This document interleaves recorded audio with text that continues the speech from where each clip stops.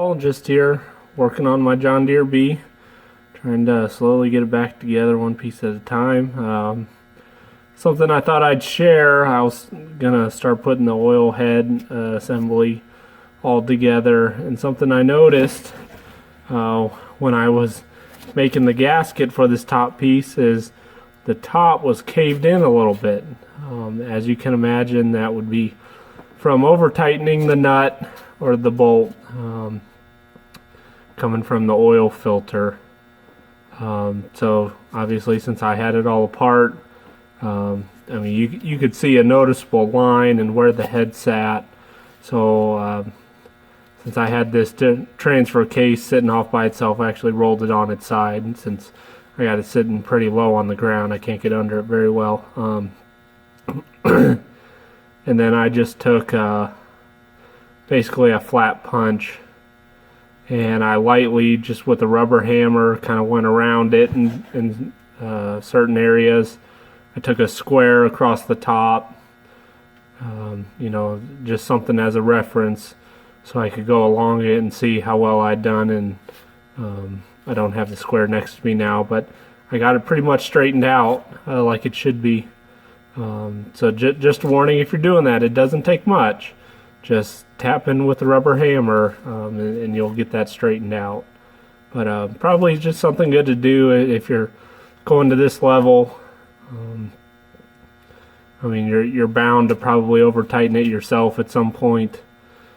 So straightening it while you got it apart isn't a bad idea, and minimize any leakage around that gasket due to it being caved in or anything like that. So, yep, on to hopefully putting in all of the lines here. So, hopefully get started on that. Hello everyone, another day here in the shop. Just wanted to kind of fill you guys in on what I'd been up to, and let you know some details or little things I learned while putting some of this back together. So the other day I installed the oil lines and everything within the engine bay housing here. So just a reminder, this is on my 1948 John Deere B. To tell you a little bit the order that I did it, you might be able to do a little bit different order, but I don't think you can do it in any order. So when I assembled this, I put the housing on first. Of course, these are two separate pieces. What makes this interesting is the 3 bolts that attach this come from underneath. There's either two short ones and a long one, or vice versa. The front and the back bolts are the ones that are the same, and the one that's off here to the side is the unique one. Just so you guys know that if you lose track or anything. So yeah, that gets interesting because, you know, you're putting this on, but you're lining everything up and trying to get the bolt in from above. So I had my father-in-law help me to get that positioned while I was coming in from underneath with a long socket extension. While I was putting that on, I had this tube already on, and you know, it connects to this coupling over here. That's a pretty, I know it has some bend, but it's a pretty straight piece, such that, you know, when you go to put this in, you don't really want to bend it too much. So I went ahead and connected that at the same time. So I already had it attached here, and when this all got positioned, I made sure that it was lined up over here.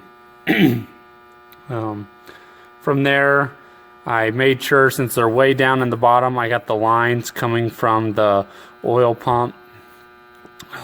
This one down here and here, one goes up, I believe, to the governor connection, and the other one I think goes to the camshaft connection. And then from there, since this one kind of wraps around weird, I believe I got this. No, sorry, I'm losing track here. I got this big one in coming from, same thing, the oil pump up and around. And then I got these auxiliary lines, kind of the convenient ones going from here up, and these ones going to the bearings. You can do these ones at any time. So just thought I'd show you guys that before you start going and assembling. You know, think about how you're going to get access or a wrench in here, because you know, some of them get kind of buried in there in terms of getting a wrench in, or it may just be faster to do it a certain order because you can get more of a stroke with your wrench. So from here